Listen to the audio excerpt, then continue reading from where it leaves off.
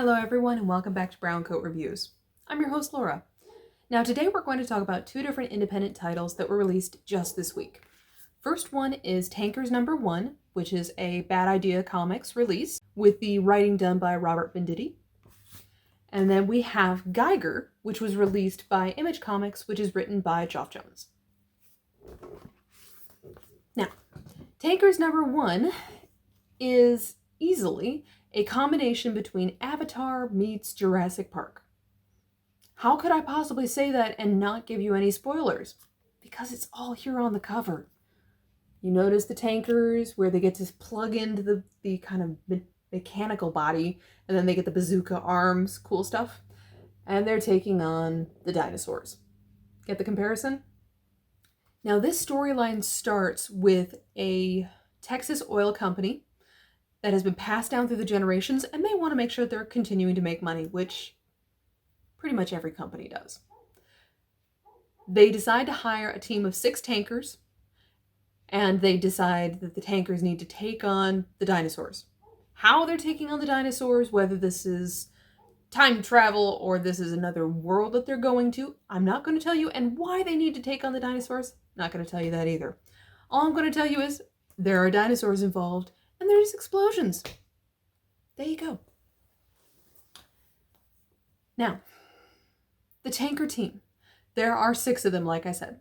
5 of them have cool little call names. The 6th one does not. He's still too new to the team. The 5 that have call names, it's similar to astronaut nicknames, where you don't get to pick your nickname. It's typically through one of your actions that your friends or teammates will come up with your nickname. So it can be something that you've done that's very heroic or very stupid. Depends on how forgiving your team feels like being that day. So we meet our tanker team. And eventually they do take on the world of dinosaurs. So, example of the art. Obviously we have our dinosaurs, and I mean, it's a very realistically drawn piece of art. It's very beautiful. Absolutely. And then we get into the action. And the action is full of bloodshed, full of, just action, bloodshed. Dinosaurs are dying, people. So if you are faint of heart and you do not like to watch animals die, this is not going to be the story for you. And like I said, just look at the cover. You can get enough of a hint that at some point a dinosaur is going to die during the series. Sorry. The only issue that I had with this series, so for Avatar, for example, when you had the company that hired our Avatar, corporation to go on out there and go get the money from this world of Avatar, you had our main character who at least was willing to question and willing to see beyond the monsters of the world of Avatar and see the beauty behind it. And question, well, do we need to just destroy, or should we be embracing the culture? I don't see that kind of personality or that perspective in any of the tankers. Does it mean that they will not get to that point? No. It just means that as of right now, all of them are very two-dimensional characters. They're out to do a job, they're out to kill some dinosaurs, and that's exactly what they do. Does it mean that me as a reader, that I sympathize with them? No. And I think that's the biggest challenge I have with the story. Now, you're not meant to sympathize with the oil company. You're meant to see them just as evil and out for money. But not like a good evil like the Joker, where you know that they're evil and they're doing wrong, but it's really funny along the way and you just can't stop watching and reading. Not that kind of cool evil. This is just meant to be out for money. So then part of me is like, okay, well, I'm going to be rooting for the tanker company, right? But I haven't found a single character within the tankers that I'm like, okay, that's going to be my character. That's going to be the one that I'm going to root for. Again, doesn't mean that they won't get there, but in this very first issue, I didn't get anything from these characters that I'm like, this is the one.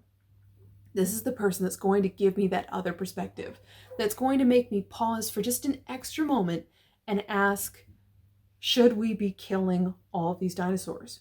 Is it worth it? and it doesn't happen. And that's the problem that I have with Tankers number 1. So yes, you have some amazing action sequences. You have some amazing amounts of bloodshed and gore and some beautiful artwork. But the characters are lacking for me. And that's where they may build them up in issues 2 or 3. But I feel like they could have started issue number 1 with that character development. They had the opportunity. They introduce you to every single one of the tankers. So why not give someone, I don't know, give them a family, give us something more of what got them into becoming a tanker. I was expecting with this particular team to maybe have something to pull from beyond, obviously there's the new kid and then there's the woman. So I'm like, okay, I can piece those together. You got the guy who you at least hear his story of how he got his nickname. But there's not much else with all the other characters. And I wanted more from the storyline beyond just the action. So this has potential. I just feel like they missed the mark a little bit with this first one. Cut back on the action pages, give me characters. Because at the end of the day, when all the dust settles and all the dinosaurs are dead, I need to know why I care about the characters that are in this story or in this state of turmoil. And right now, I don't. So this one,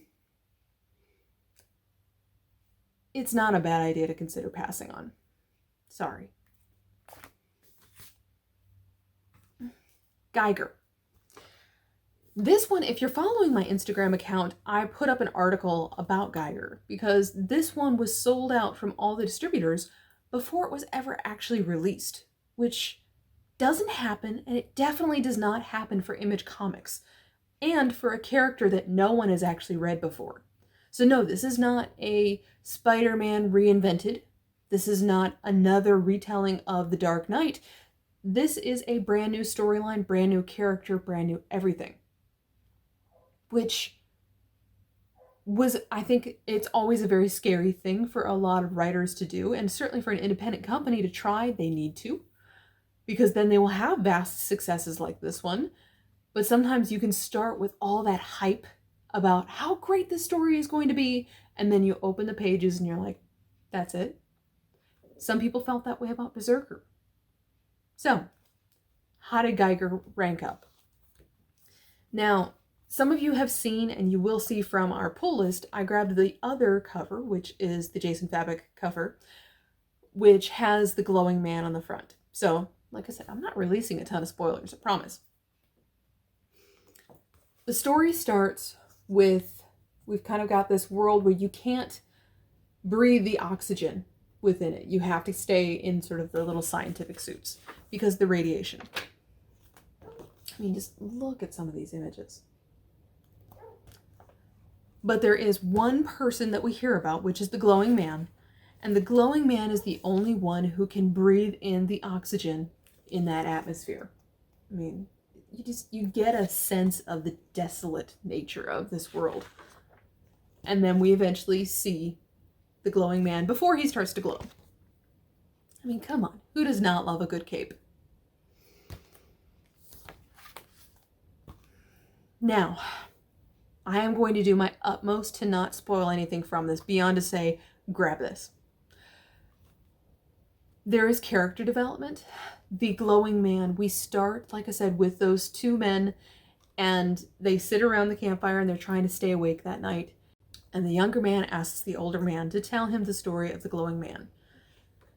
And you start going back in time and you find out what happened to our world to make it into a post-apocalyptic state, and how the glowing man was created.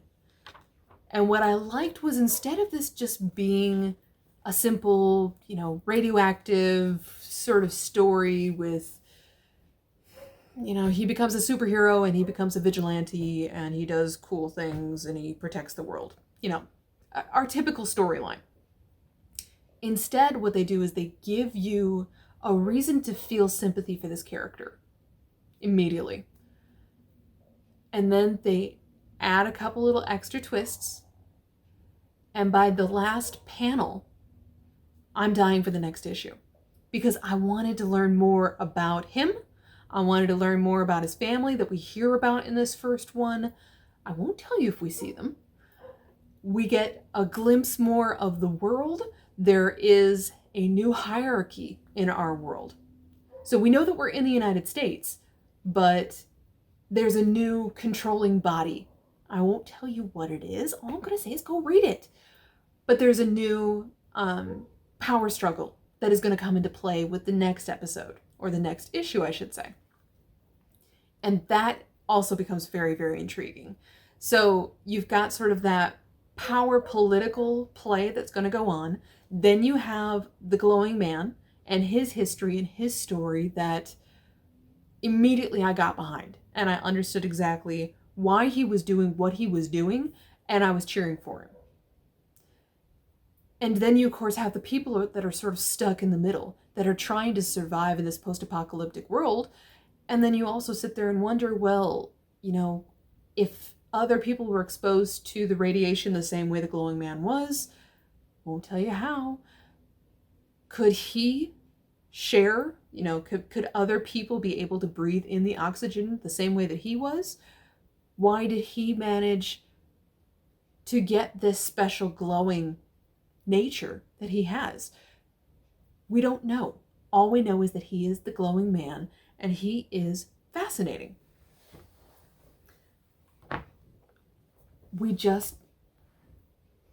You finish this storyline and you're rooting for him.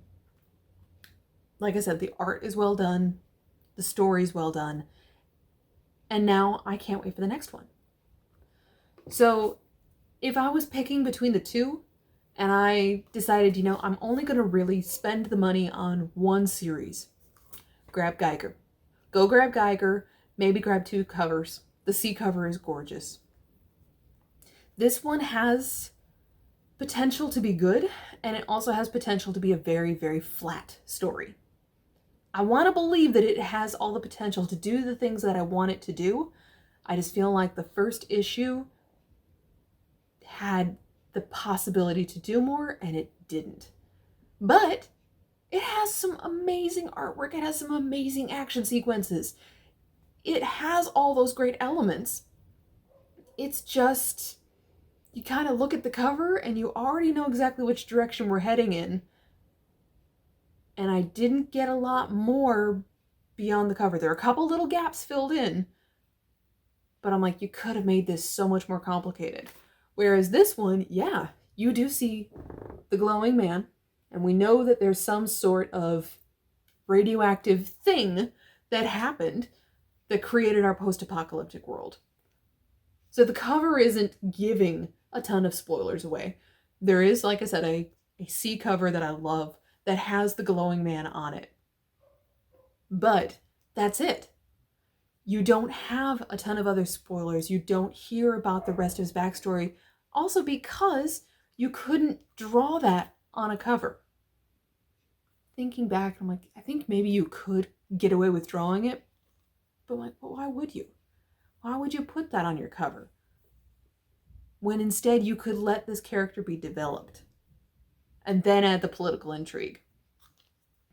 To me, I'm like, this is why I'm reading, and this is why I'm just entertained.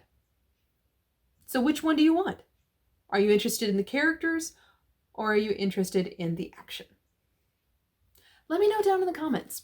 Did you grab both of these series, or are you planning on grabbing both of them? And what did you think? Were you as excited as I was about Geiger, or were you much more excited about the Tankers than I was, and you can't wait for issue number 2? If you disagree with me, that is wonderful. Tell me why. I always love hearing different perspectives. And maybe there's something that you saw in the storyline that I didn't consider. Let me know. This is Laura from Brown Coat Reviews, and I look forward to talking to you all again very soon.